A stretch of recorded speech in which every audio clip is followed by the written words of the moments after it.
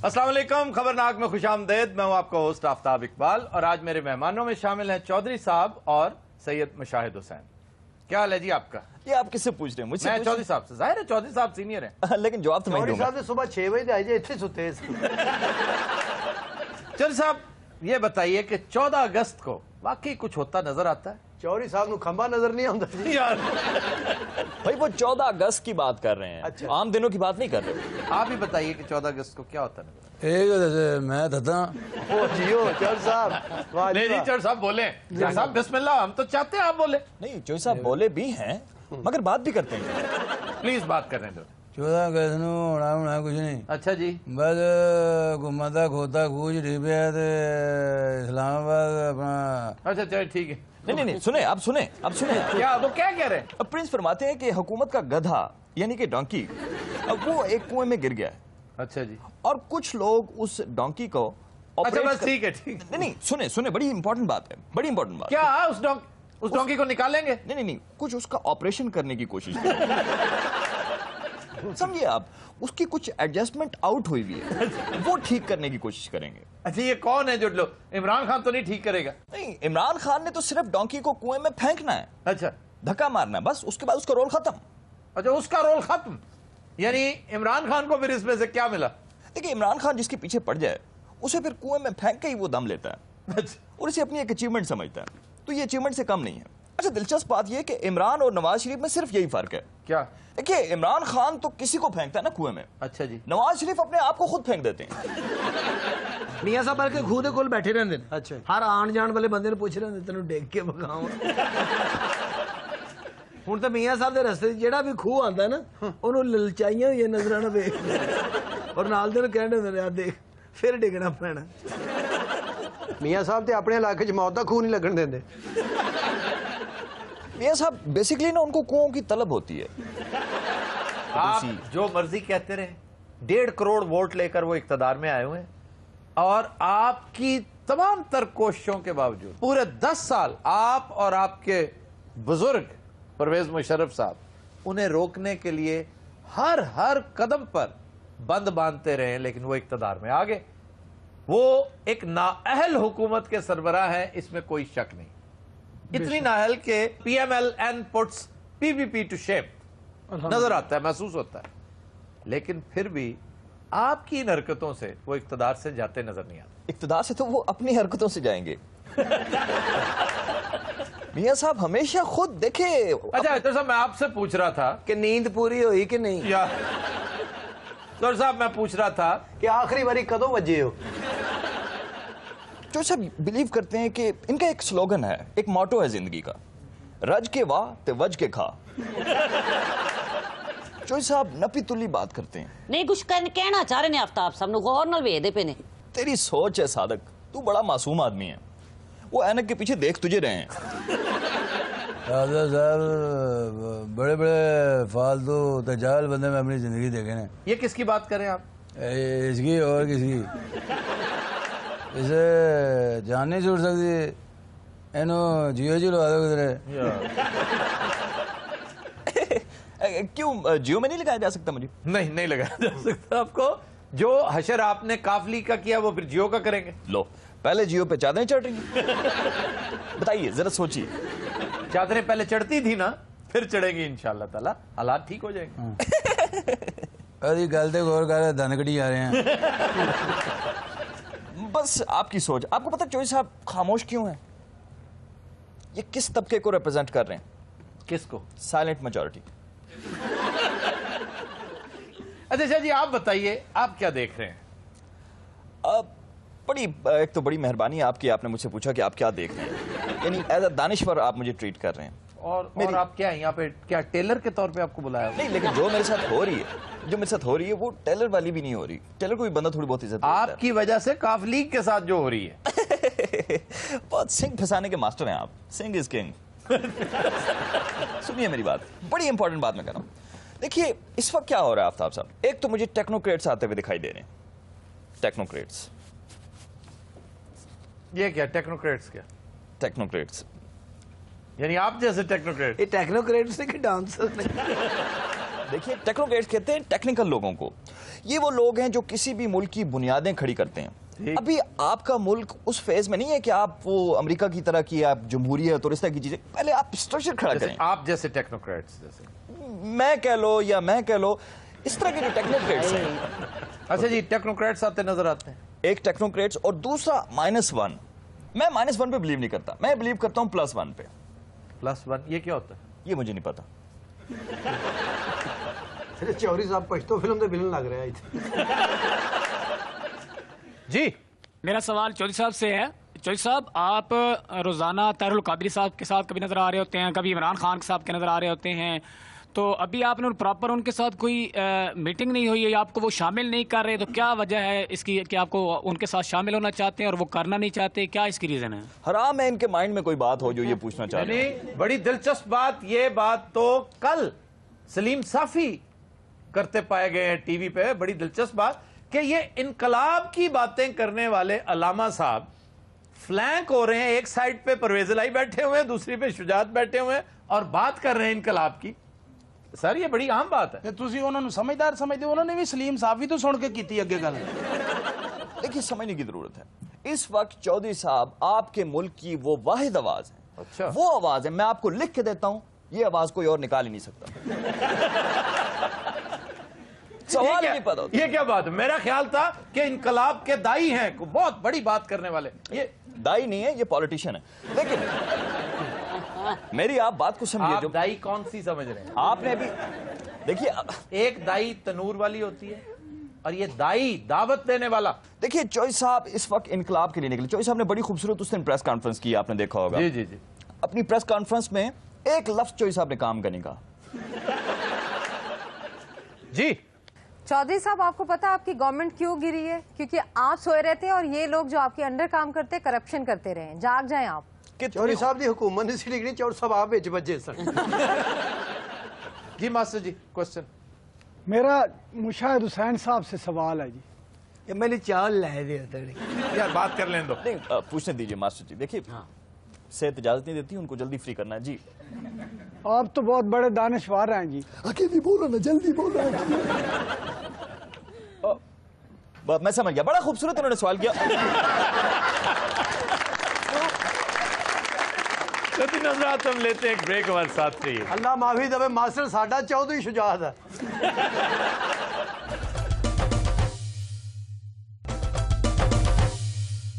Welcome back.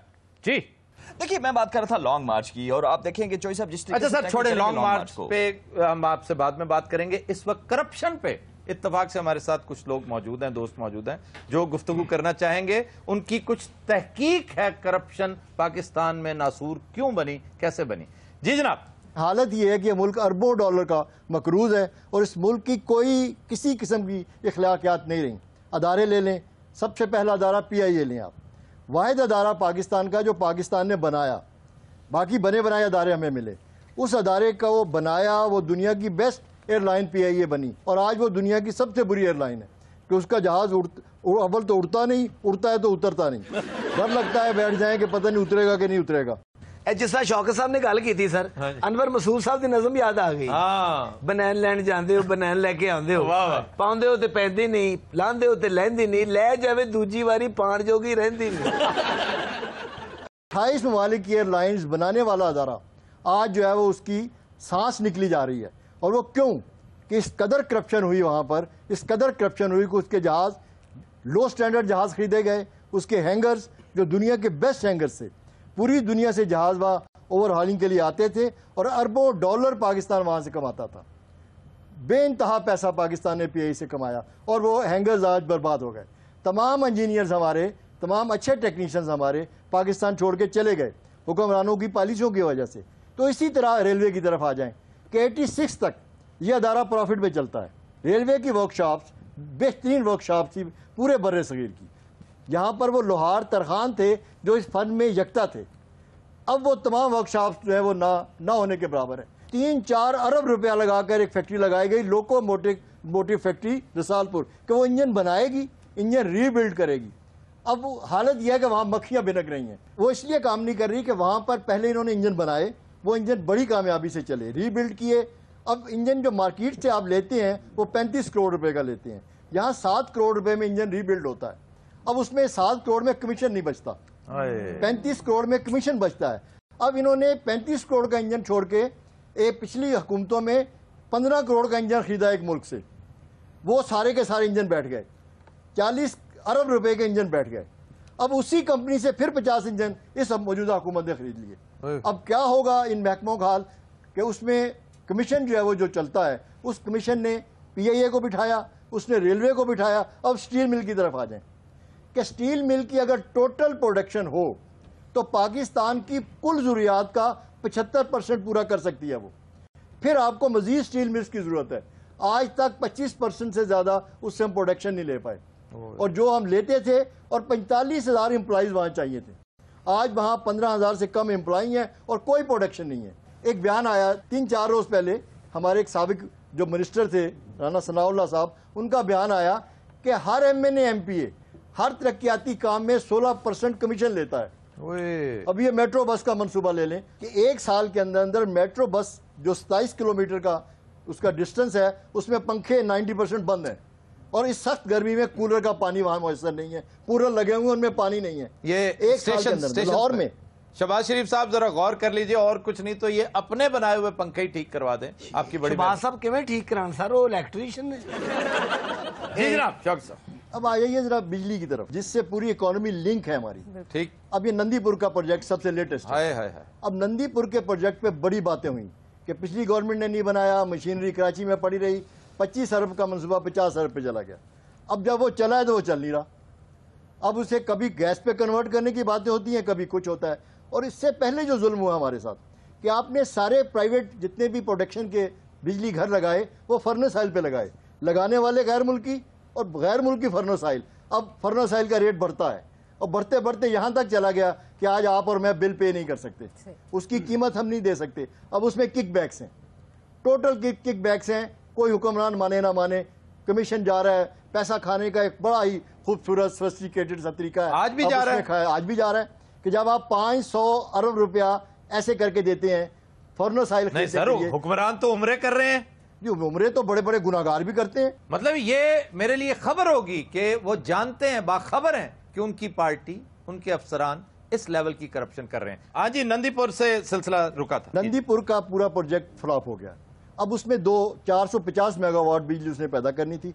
अब इस वक्त वो 89 मेगावाट बिजली पैदा कर रहा है। और एक बहुत बड़ा जुल्म जो हुआ है कि उस बिजली को नेशनल ग्रिड में कैसे शामिल करना है, इस पर कोई काम नहीं हुआ। जब ये शामिल करते हैं ग्रिड बैठ जाता है। ये इससे बड़ा जुल्म है। क्या वजह, उसमें मिलावट है बिजली में? बिजली में मिलावट नहीं है। ये देखे ना, इंजीनियरिंग का काम है ये कि आप बिजली को लिंक कैसे करते हैं, जो पैदावार बिजली की सोचा ही नहीं किसी ने। इस पे सोचा ही नहीं किसी ने। ये किसी दर्जी ने प्रोजेक्ट लगाया। ये उससे भी किसी गलत, दर्जी तो एक टेक्निकल आदमी है। मैं चेक कर लो उन्होंने नंदीपुर ਨੂੰ कितने नेफा तो नहीं फाड़ जी। अभी हम कोयले के ऊपर बिजली बना रहे हैं। कोयले पे बिजली बनाने के लिए आपको पोर्ट से बिजली घर तक जो रेलवे लाइन बिछानी पड़ेगी, उस पे आपको हजारों बोगियां दौड़ानी पड़ेंगी, सैकड़ों नहीं। और जब कोयले का रेट बढ़ेगा, इस पे किसी ने कोई काम नहीं किया। डॉक्टर समर मुबारक मंद ने पिछले दिनों कोयले को मुसफ़ा करने का एक प्रोजेक्ट शुरू किया था, वो कहां तक? वो प्रोजेक्ट वहीं पड़े हैं, फंड्स ही नहीं देती गवर्नमेंट। जो प्रोडक्शन है वो मनी जनरेट करती है। जो भी आप इंडस्ट्री लगाते हैं, जो पैसा पैदा होता है, वो मुल्क में खुशहाली लाता है। हमारे यहाँ कारखाने तो बंद हैं, और जो हैं वो बहुत कम तादाद में हैं। हमारी आमदनी के ज़राए हैं नहीं। हमारी 2 फसलें हैं जो बाहर बिकती हैं, एक कपास और एक चावल। उसके अलावा बेचने को कुछ नहीं है हमारे पास। तो ये सड़कों पे 2.5 करोड़ की गाड़ियां भागती कैसे फिरती हैं? हर साल ख्वातीन हज़रात 800 अरब रुपए का टैक्स चोरी किया जाता है इस गरीब मुल्क से। और हमारा टोटल कर्जा जो है वो सिर्फ 3 साल के अंदर हम उतार दें, सिर्फ अगर टैक्स ही अदा कर दें। इसके लिए पूरी कौम के मिजाज को बदलना पड़ेगा। तमाम वो लोग जो ईमानदारी से ये बात समझते हैं कि पाकिस्तान इसके साथ अब नहीं चल सकता, मोहब्बत के साथ नहीं बदला जा सकता, साथ नहीं बदला याद रखिए, तहरीक बनानी पड़ेगी इसके। अगर सिर्फ आप एजुकेट करके, अवेयरनेस दिला के, गैरत जगा के करप्शन खत्म करना चाहते हैं तो आपसे बड़ा डिजास्टर और फेलियर होगा ही कोई नहीं। अन्ना हजारे की मिसाल आपके सामने है, उस बेचारे की एक नहीं चली। और यही कुछ होता मुझे नजर आ रहा है। एक बार फिर ये चंद दिन तक ये जो सियासी कुव्वतें اپنا اپنا وہاں پر شو آف مسل کریں گی، ان کے پلے کچھ نہیں پڑنا، لیکن خدا کرے کہ اسی سے کوئی ایسی جنبش ضرور ہو کہ احتساب کا سلسلہ کم از کم اس کا تذکرہ ہونا شروع ہو جائے. تذکرہ ہونا بند ہو گیا. نہیں بلوچ صاحب آپ کچھ کہنا چاہ رہے ہیں؟ کرپشن کی یہ ساری داستانیں جو انہوں نے بیان کی ہیں اس پر مجھے ابن خلدون کا ایک تبصرہ یاد آ رہا ہے. ابن خلدون نے کہا تھا کہ کرپشن سے قومیں کمزور تو ضرور ہوتی ہیں، لیکن اگر یہ کرپشن اس کی نفسیات کا حصہ بن جائے تو یہ جان لینا چاہیے کہ اس قوم کے خاتمے کا آغاز ہو گیا. اب کرپشن کا عالم یہ ہے کہ ایون شاعروں، ادیبوں اور فنکاروں کو معاف نہیں کیا جاتا. ہر شہر سے خبر آتی ہے قبضہ گروپ کی کہ چھوٹے چھوٹے عمر بھر کی کمائی پونجی اکٹھی کر کے لوگ کوئی دکان خرید لیتے ہیں. یہاں لاہور میں ایک بڑا مشہور کیس ہے، میں مینشن نہیں کرنا چاہتا کیونکہ اس فنکار کی دکانوں پر، یا غالباً مارکیٹ ہے پوری، اس پر قبضہ بھی ایک فنکار نے کر رکھا ہے. اب حیدرآباد سے ایک شکایت آئی ہے ہمیں. قاسم علی شاہانی ہمارے ٹی وی فلم کے آرٹسٹ ہیں اور ان کی زمین پر بھی مبینہ طور پہ قبضہ کیا ہوا ہے. قاسم علی شاہانی صاحب اس وقت ہمارے ساتھ لائن پہ موجود ہیں حیدرآباد سے، ہم ان سے بات کریں گے. جی شاہانی صاحب السلام علیکم. وعلیکم السلام سر، کیا حال ہے؟ خیریت ہے سر؟ شاہانی صاحب انتہائی اختصار سے اپنا مدعا بیان کر لیں. سر میرا 400 گز کا پلاٹ ہے قاسم آباد حیدرآباد میں، جی، جس میں ایس ایس پی فدا حسین مستوئی نے قبضہ کیا ہے، جو پہلے بدین میں ڈی پی او تھے اور اس زمانے میں وزیر داخلہ ذوالفقار مرزا تھے. سر انہوں نے قبضہ کیا، میں وہاں گیا، ایس ایس پی سے ملاقات کی تو ایس ایس پی کہنے لگے کہ قاسم شاہانی آپ ہیں، میں تو آپ کو ڈھونڈ رہا ہوں اور آپ وہاں اگر میرے پلاٹ پہ گئے تو میرا بھائی آپ کو گولیوں سے مار دے گا.